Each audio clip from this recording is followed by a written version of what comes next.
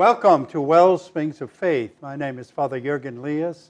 I am a Roman Catholic priest and I serve on the staff of St. Patrick's Church in Stoneham, but I'm a resident here in the Melrose community. This program looks at religious faith, how people find faith, or very often how God finds them, and then talk about how that not only changed their life, but it changed their mission in life in terms of their work. We actually were in the middle of a wonderful conversation with Deacon Tam Tran, who was our guest this last show, and we wanted to continue that conversation. His life is a fascinating journey from deep poverty in Vietnam and being a refugee from North Vietnam to South Vietnam, finding his way to the United States to come to school, and working and going to school, getting 2 degrees in PhD in chemical engineering and nuclear engineering, and being a very, very successful engineer. But we left off where he was in the process of coming very close to dying with his heart stopped. And maybe we could pick it up right there. Make believe you're dead. No, I mean, tell us what it was like to be dead. All right. They were concerned that you would have serious brain damage and maybe not be able to walk, talk. But you had this experience of, as you said, angels, music, the presence of light, and you were trying to figure out whether this was real or a hallucination. Yes. That's how we left. And so continue that story. Okay.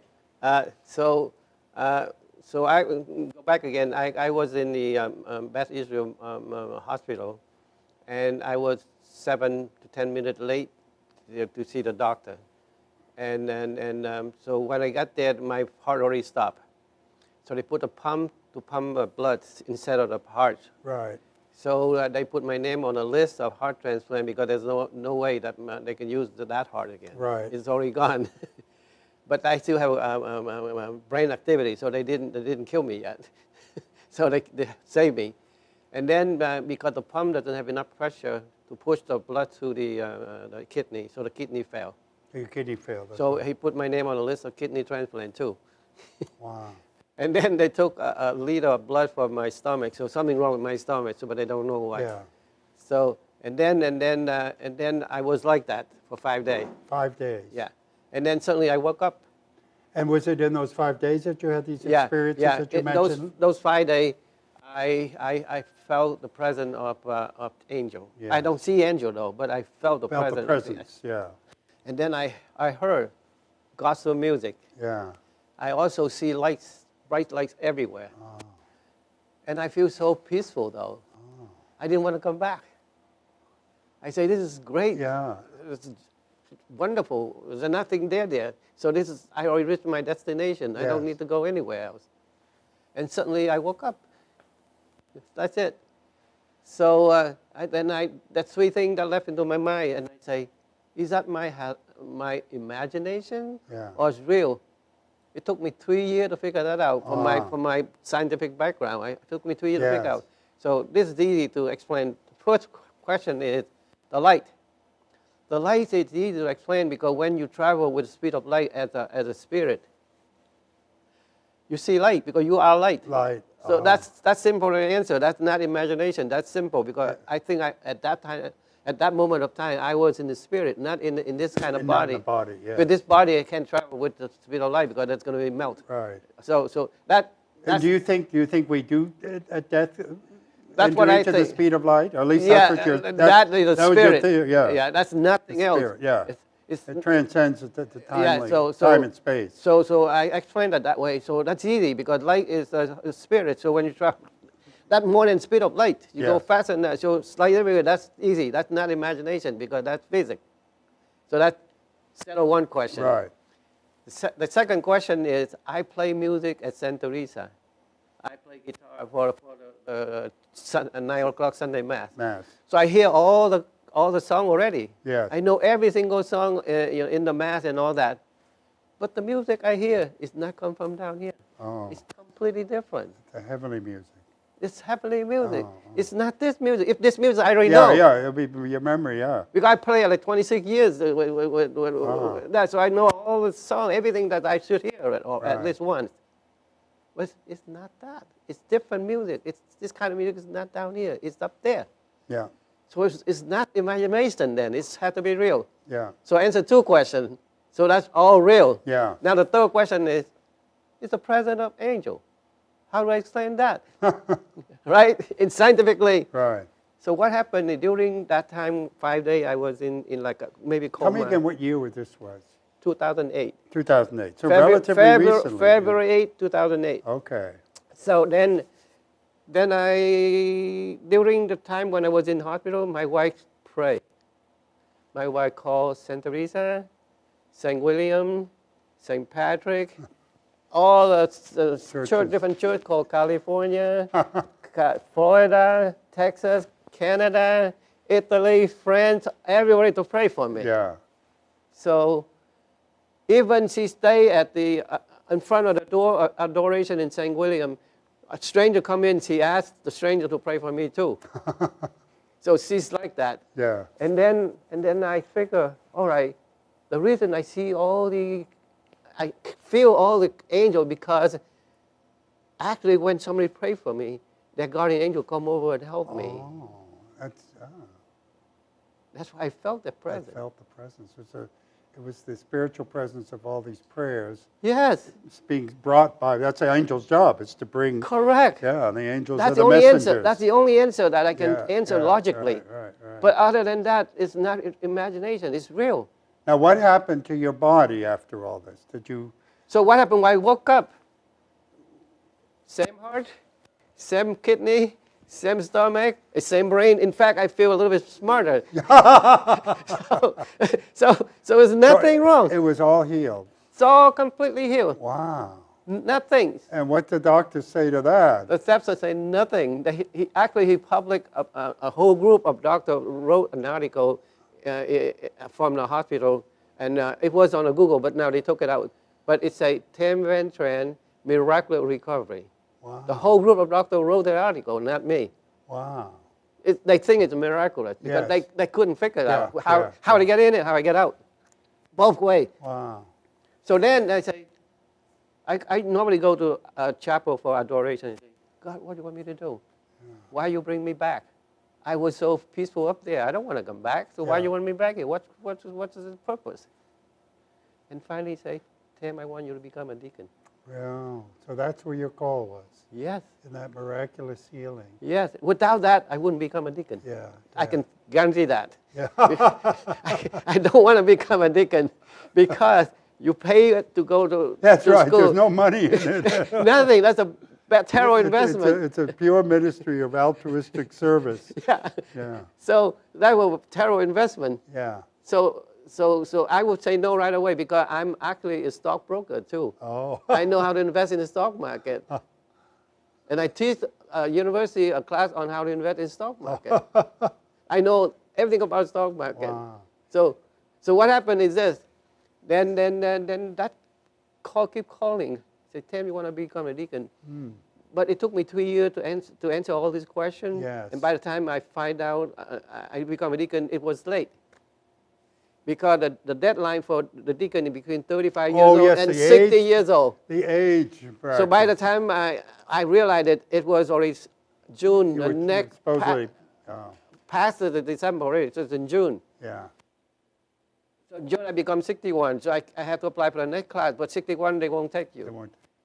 So I talked to Father Gillespie. Father Gillespie, I want to apply for deacon. And Father say, how old are you? And say, damn, you're wasting my time. I'm not going to send it in.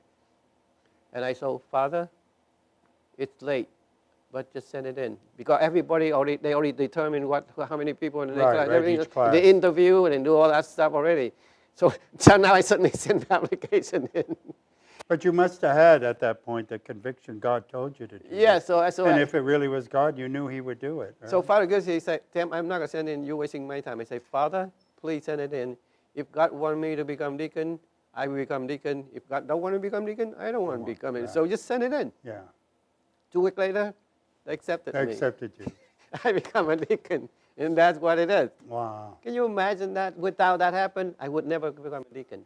So you now have a multitude of careers. You are still an engineer. You're also a stockbroker, you said. Yep. You're also a deacon. And you also, as I know, because my first encounter with you was you're I was chaplain. doing teaching at I teach math and chemistry at the university. at the university. Yeah. So you're also a teacher. And then also you were doing some teaching, which particularly interesting, because I'm married to a scientist too. Yeah. And so the relationship between faith and science is, you know, in our culture, so many people say, well, I don't believe in God, I believe in science. Mm-hmm. And of course, that's a misunderstanding of faith and Correct. science. Correct. But talk a little bit about how your faith journey has also brought a kind of unity and a kind of passion for helping explain the relationship. Yeah, between that's the faith reason and too. science. That's God Yeah. tell me what to do too. Yeah, that's really part of what God. Yeah. Because this is so needed for the church. Correct. In its apologetics. Yeah. To make a case. So what happened is I was in the diaconate formation program, Yeah. right? Because I don't have background on Catholic that much. I just got believing it. I got baptized. And I Right. have no idea, you know, Jesus and Yeah, the that's- Bible yeah, and all right. that. I don't have any of those. So in the class, I asked so many stupid questions because I want to know. Stupid. We call it humble questions. Someone who's. I know, So most people don't know. They're too proud to ask the question. Correct. So I asked so many stupid questions, and because I want to know, Yeah. I don't care if I'm stupid or not. But I say, look, I cannot be stupid once. If I know the answer, then I don't not be stupid second time. Right, right. So I better ask for it.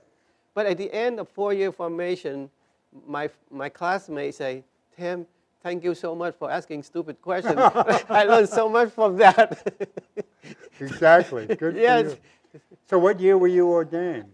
2014. So I signed into the, 2014. So it's just been almost 10 years now. coming Yeah, up.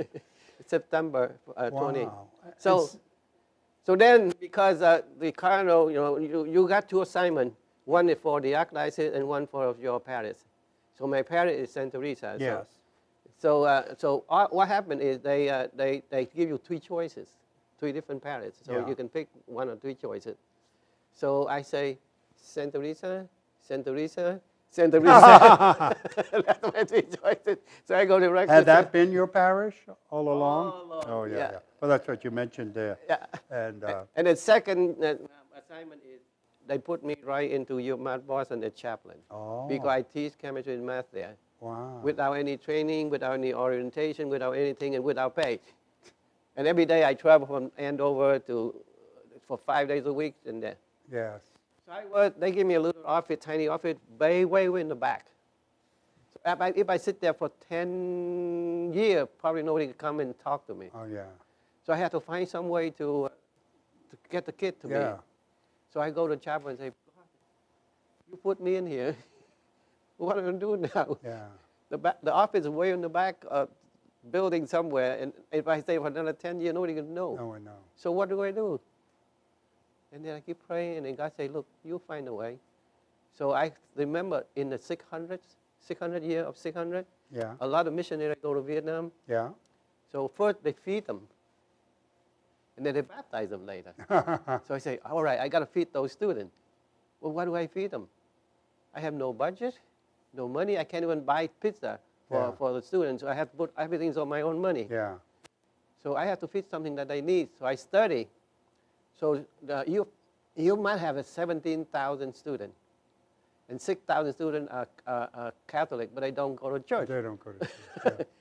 So, but what do they need? Most of them are poor because they have to work and go there because they not like go MIT or Harvard because the richer pay a lot more money. Right. So this is poor school, state school. So I gotta feed them. So they have to work. So I have to give them something that relate to work, right? And then those kids don't go to church. So I have to give them something that they go to church. But I cannot tell them to go to church. They're not gonna listen to me.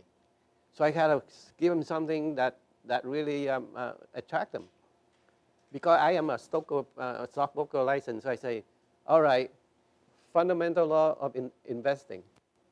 I teach you how to become a millionaire in the stock market. I use that as a hook. Yeah. And then I'm blending theology and finance together. For example, every single class I go in to walk into a class, I say, "Hi, my name is Deacon Tam Tran. You know what a deacon is?" I spent 5 minutes explaining what deacon is.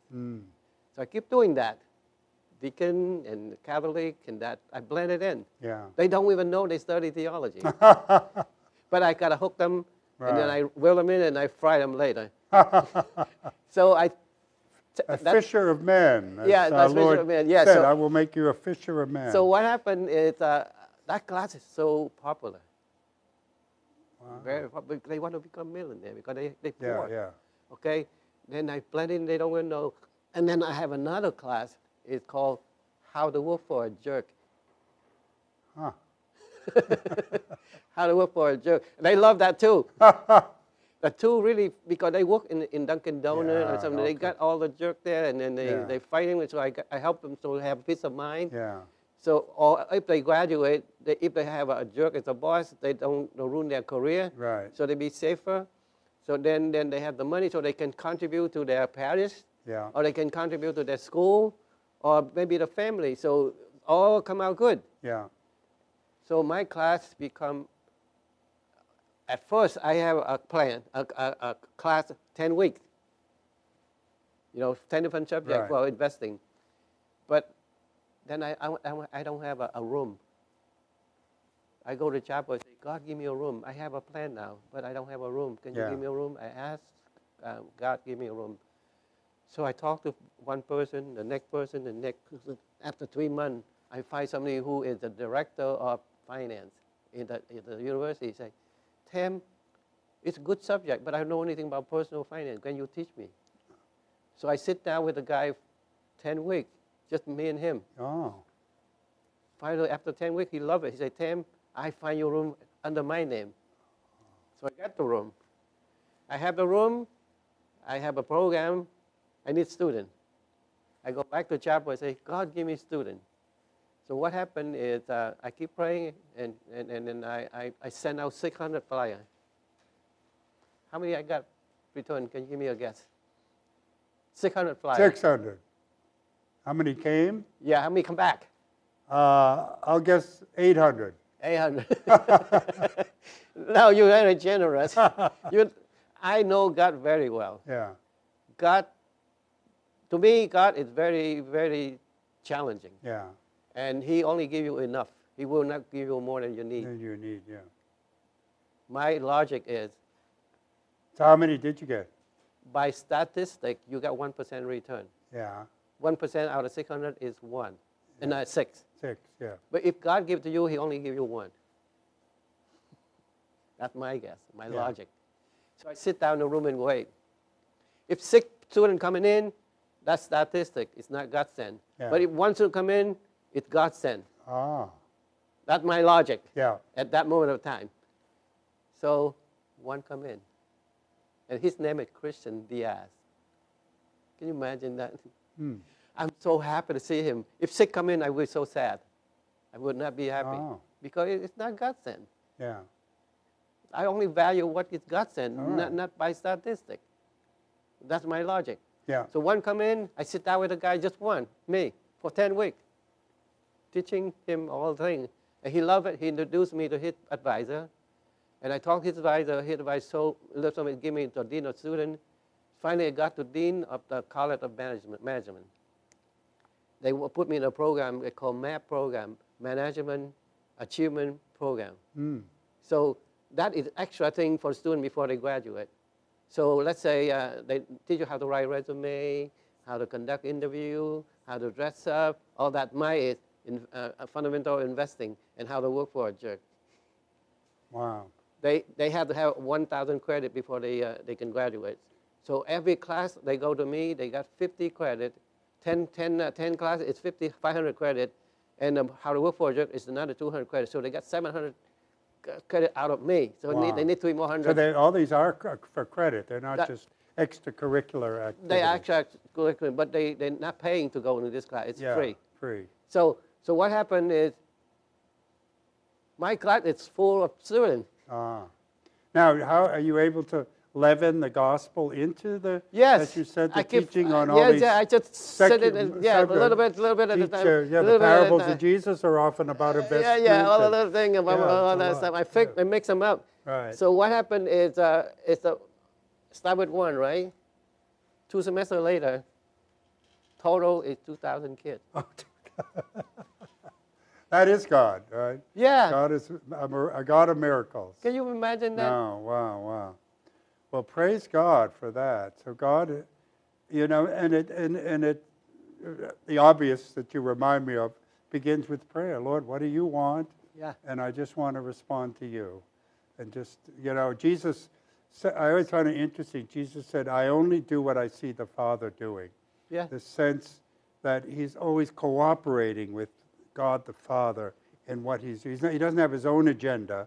No. He only does what he sees God the Father doing. But can you imagine somebody who sit there waiting for one person? Yeah, Not yeah. waiting for 6 or No, 800 like right, you right, said. right, No, right. I'm not looking for 8. I'm only looking for one. Right, It's right. my logic because it's God sent. Yeah. Well, look we're just about out of time again. I want you to, no, we're not quite out of time. Talk a little bit, another wonderful part of your ministry these days is to talk about the relation between science and faith. And I know you've been giving some lectures in some local churches about that. Yeah. Maybe if you had to just say an introduction to this, what are some of the things you would say as a scientist and as a Catholic Christian? So what happened is after I have all the students, Yeah. they ask for more. I say, okay, if you want more, you go to my class called Understanding God Through Science. Wow. That's the 7-week long, Oh. 2 hours each week.